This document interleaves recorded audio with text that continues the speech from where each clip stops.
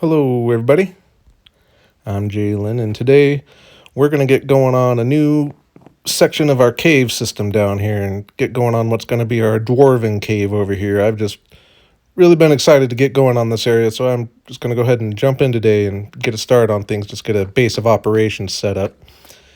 And we'll get pulled off in a couple different directions as well, trying to fill these chests up a little bit. I've been gathering resources as I've built, and I'm yet to really get much of a collection of resources. So just to make the next couple episodes easier, I'm going to work on filling those up a bit. But even though I started by building a couple interiors, we're going to start the episode in here with the Dwarven cave. And as always, getting started on a new area, path is the first thing I always do, just to have the nice layout, and that way know everything's going to fit. And I got laying down the foundation for what's going to be our fortress style building in here, kind of. And I did do a little sketching in creative mode, but when I got building in here, I accidentally made this building a little bigger than I planned on in there. So I debated almost starting over, but then I decided I'll just roll with it. Ended up using quite a few more resources, but luckily the one resource I have a lot of right now is deep slate. So I kind of like that we ended up with this bigger building, but it was a tedious task going around getting the right height for the towers on the side. Then I just built the path around the front to make it fit the building a little bit. I can come and change this later, and I know this is dark right here. I do end up getting things lit up a little better for you, but another thing that's going to really light up the area is just getting this pop of copper mixed in with the deep slate.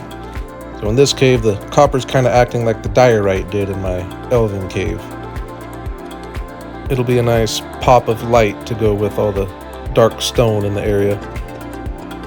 I think it goes pretty well with the lava as well. I know it's a lot of orange, but we'll bring a couple other colors in to make it look a little better. One of them being, once again, this warped wood. Kind of be one thing that connects this area and the elven cave, even though it's not fun to gather, but I like how it looks.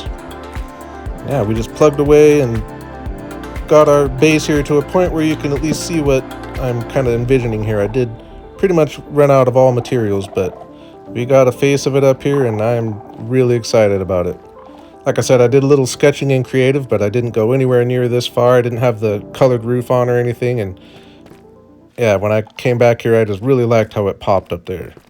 I'm very excited about this project, but like I said, we ran out of materials for there, and before that, I had come down here and actually did these interiors. I just wanted to start the episode off in the cave, but I did get these interiors done down here.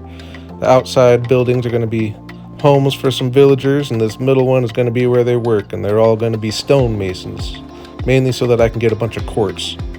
But I figured this would be a good place for a better smelter, so we got our chest down, hoppers into the back of the chest, hoppers into those hoppers, furnace on top of the hoppers, hoppers into the back of the furnace, hoppers into the top of the furnace, rails on top of the hoppers with a powered rail at both ends so that the cart can go back and forth. Flip the levers to get the carts going, and we got ourselves a smelter here. Now you got to keep access to be able to put in whatever you want to smelt and the coal into the carts, which I blocked right here, but I do fix that later. And yeah, extended off a little storage area in here just so I can stay organized when I'm trading with the villagers. Put down their workstations. Just got 6 here so I can have 6 stonemasons in here, and use some stone for decoration, which I think ended up looking really cool just with all the different colors up there. Speaking of colors, put in a few paintings just to make it a little more vibrant and inviting in here, and I really like how this little room turned out. Nice comfortable place for them to work and for me to come and trade. Then I got going on the interior for the villagers' homes here, and once again I dug a couple rooms into the wall here so that we can have a nice safe bedroom for the villagers with an actual door, since we're leaving the big front door open.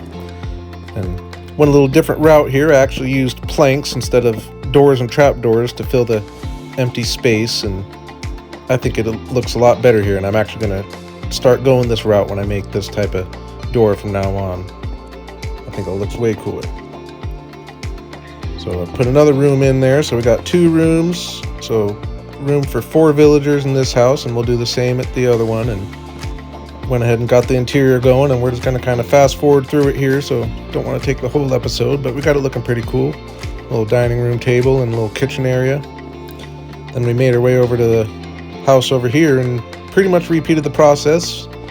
Do a little editing magic here. We did make it look a little different, and I actually really like how this one turned out, kind of being offset. And I just like the colors in here, and we got things looking really good.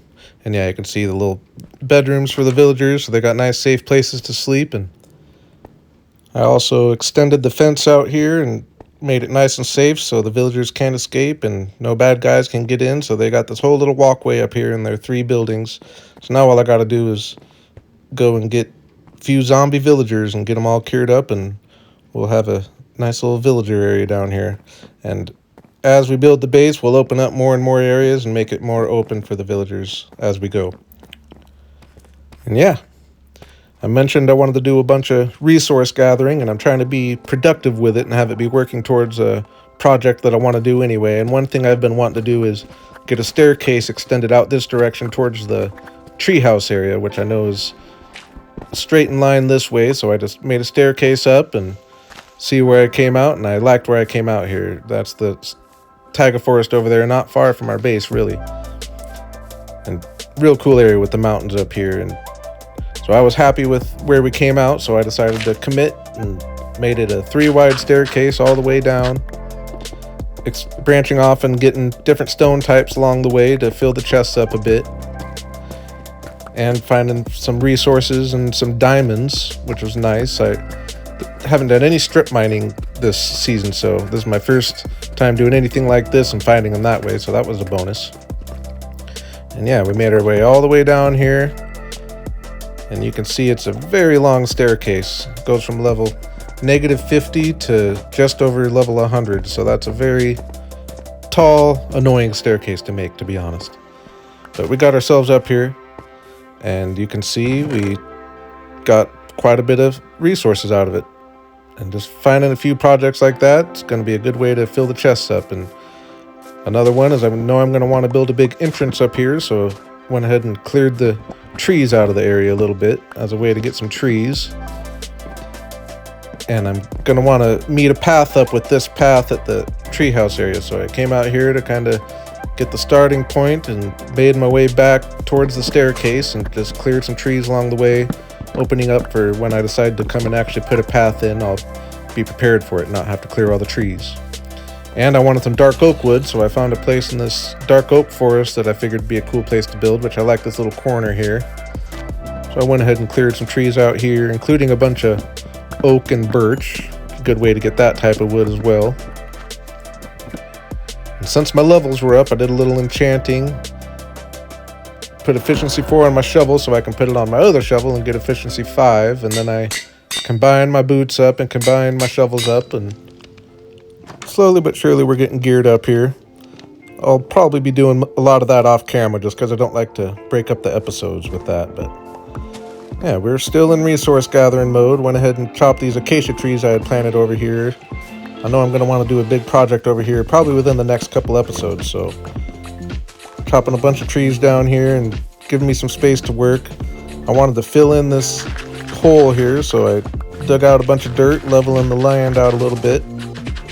And ended up using most of that to fill in this hole here just to really extend the area for a nice flatter place to work. So now when I come and want to build here pretty soon, it's set up a little better for me. Then I made my way out to the trial ruins because I'm obviously going to need a lot of copper for my Dwarven build here. And I remembered last time I was out here clearing copper, I had left most of the orange copper in the walls, so I just came back and pretty much gathered that up, and little oxidized copper along the way. But yeah, I've pretty much cleared this room out for what it's worth. And yeah, you can see got a good amount of copper here. I'll be needing to come back and get more, I'm sure, but definitely a place to get started. Then when I was on my way back, I really liked this view here. I've been in this area a lot, but I haven't really seen this view with all the mountains here. This is a really cool spot.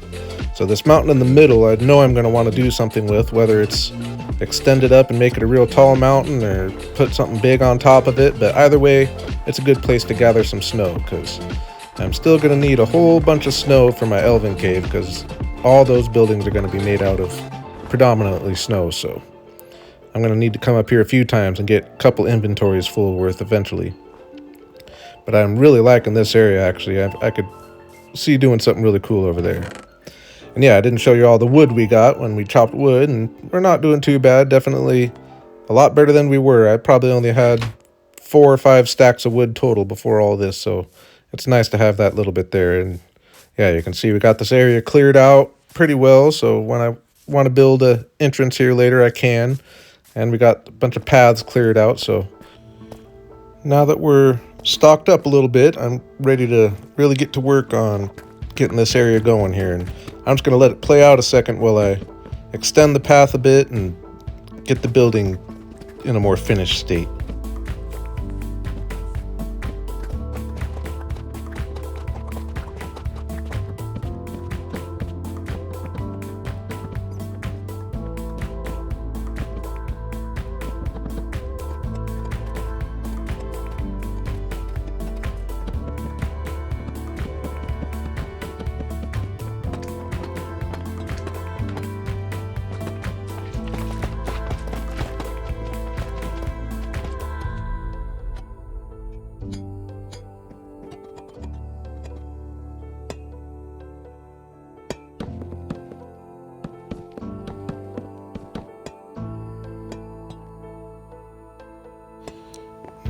This is my first time building a fortress style building like this, and I think it's turning out really cool. And the colors mainly, just in this dark cave with the warped wood and the copper there, I just think sticks out so nice. I'm just really liking it. And I'm only going with the 3 towers. I'm going to kind of bring the ceiling down to connect to the 4th tower there, but I think it looks cool with the 3 towers, especially from this angle.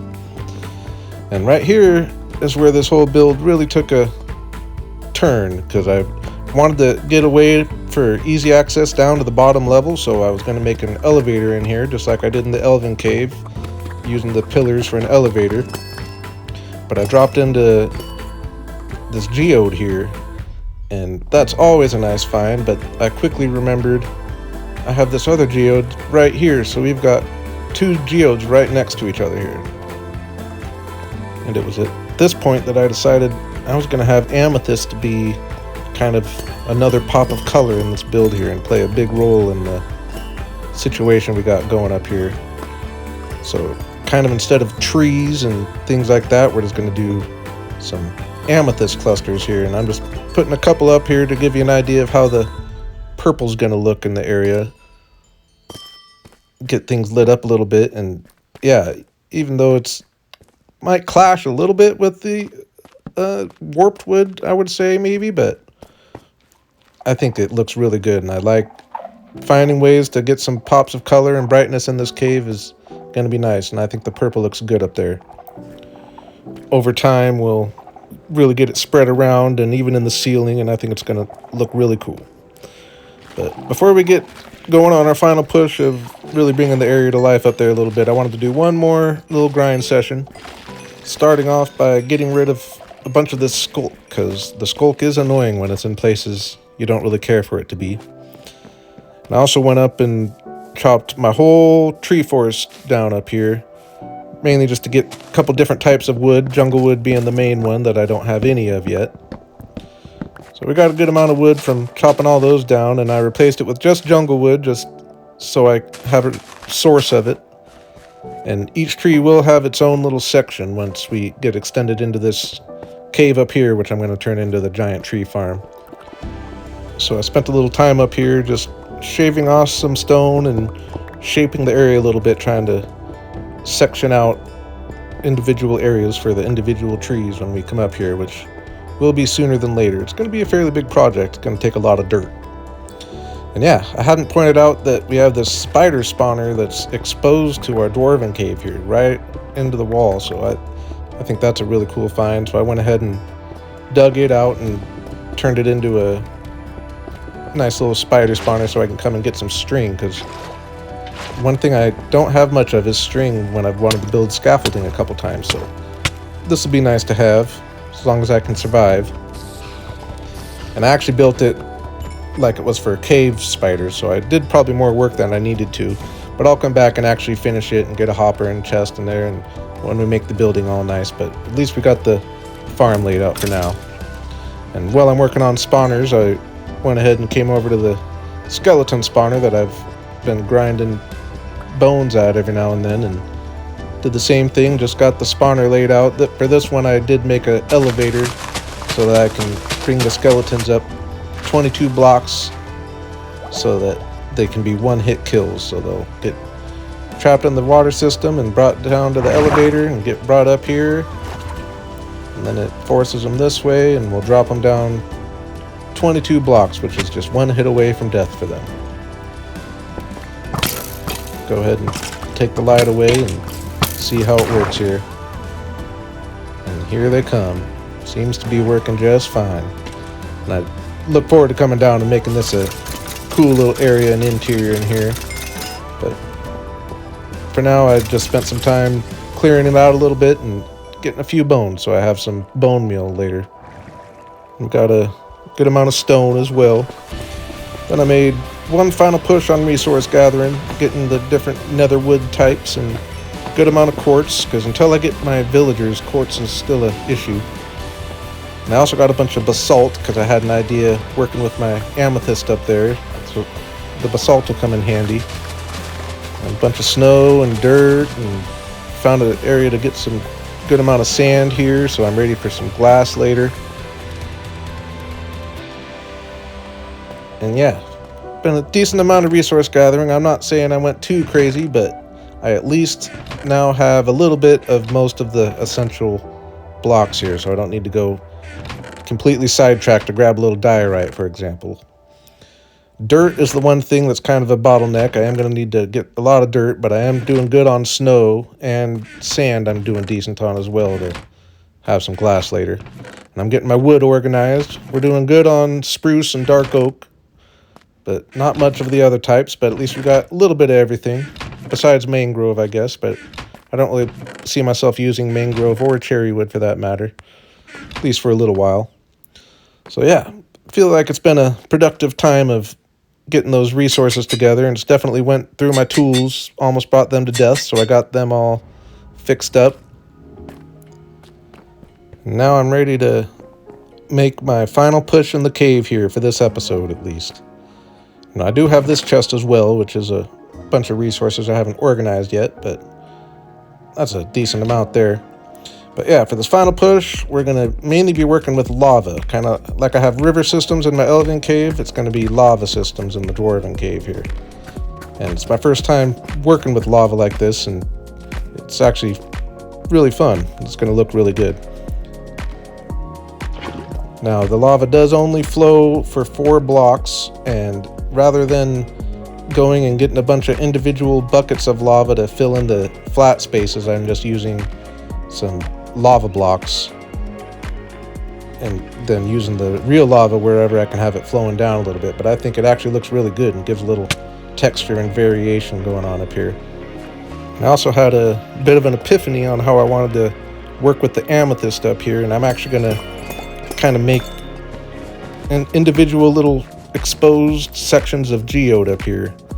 Some will be bigger than others, but yeah, just go with, I don't have much calcite right now, so I use some diorite and some wool, but I'll replace some of that with more calcite as I get it.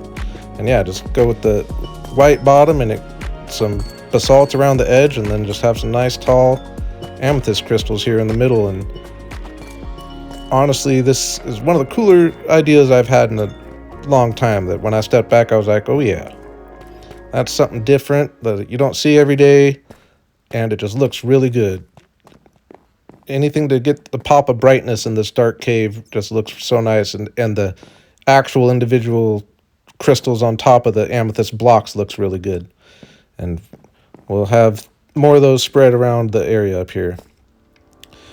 Then I spent a little time just extending the land down here so the path isn't floating right along the main fortress here.